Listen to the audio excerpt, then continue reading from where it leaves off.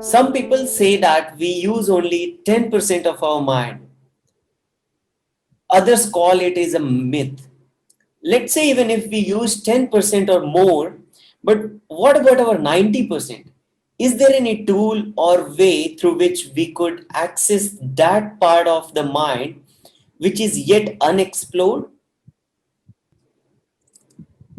Namaskar, pranam to all of you.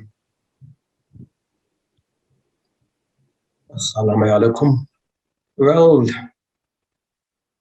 the mind that we have is capable of achieving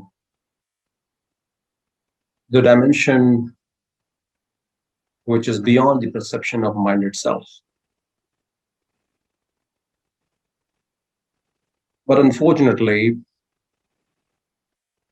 whatever mind that we have, we are not able to cope up with it. On one hand, we are talking about achieving its highest potential. On the other hand, we have been grappling with what we have been given. Isn't it true? I would like to ask all the all my friends out there. Isn't it true that whatever mind that has been given to us, we have been kind of struggling with it, not being able to channelize the energy of the mind into the most constructive method of its use? Not really. On the other hand, we are talking about increasing the capacity of its towards zenith, towards highest level. So don't you think there is a paradox here? So first of all, it has taken centuries and centuries to have come up with such a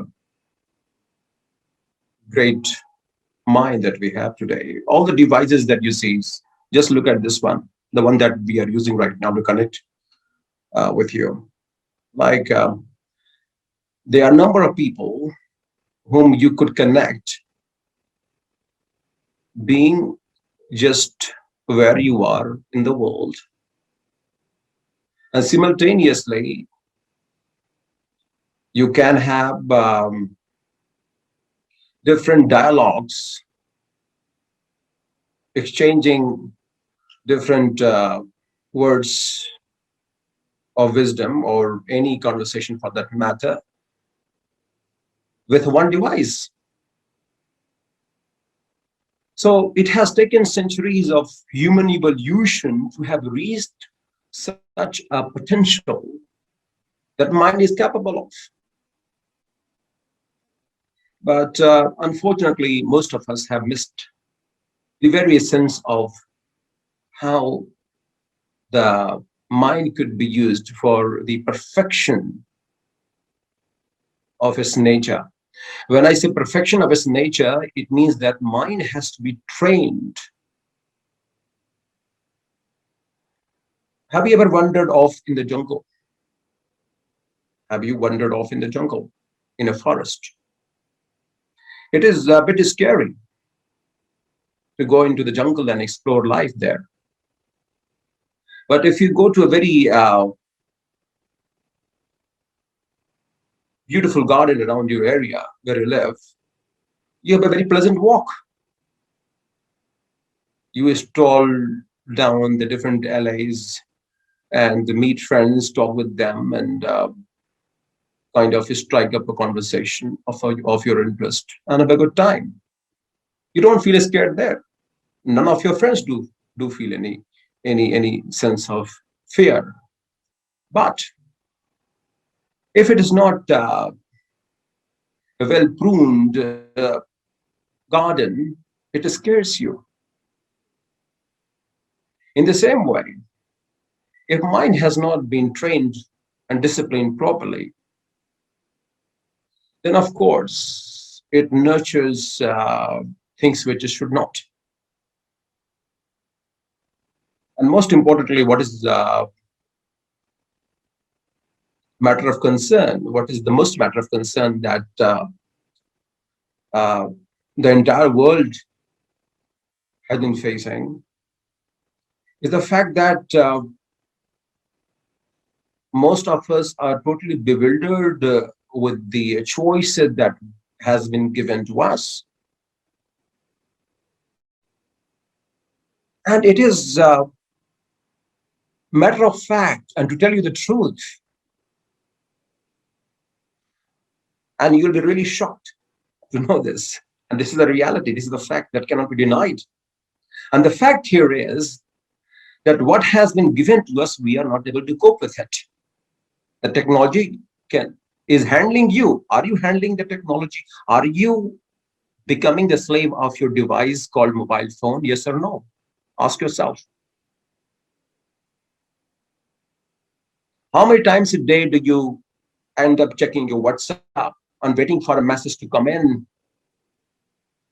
What about your other social media profiles? They occupy so much of your time. So on one hand, you have the mind which has developed these kind of technology that you cannot grapple with.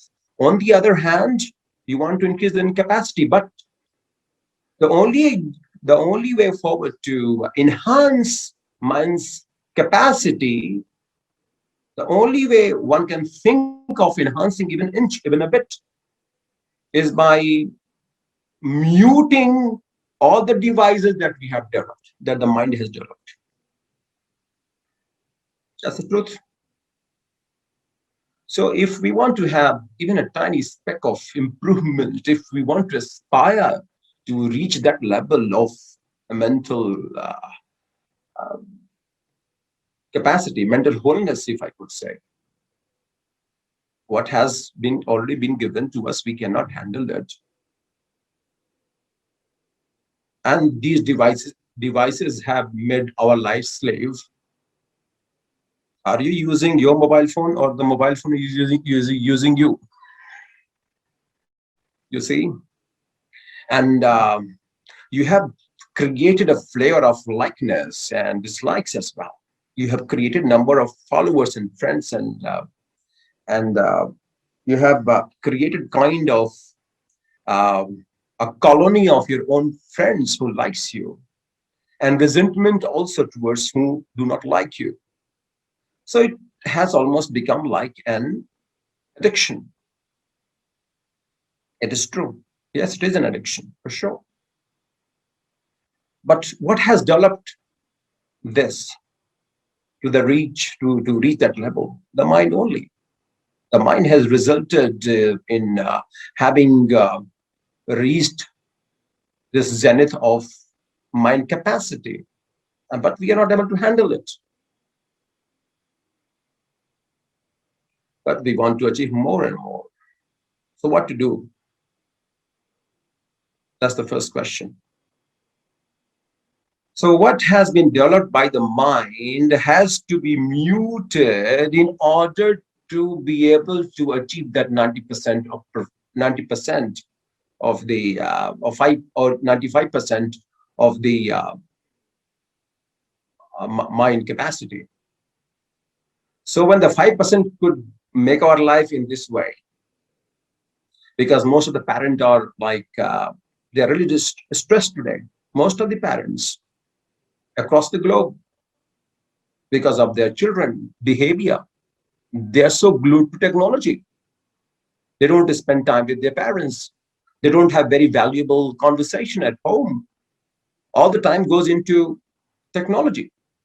Our parents are really stressed out. They are reaching out to number of psychologists or number of places where they can seek any help from, and keep knocking different doors for their children's well-being.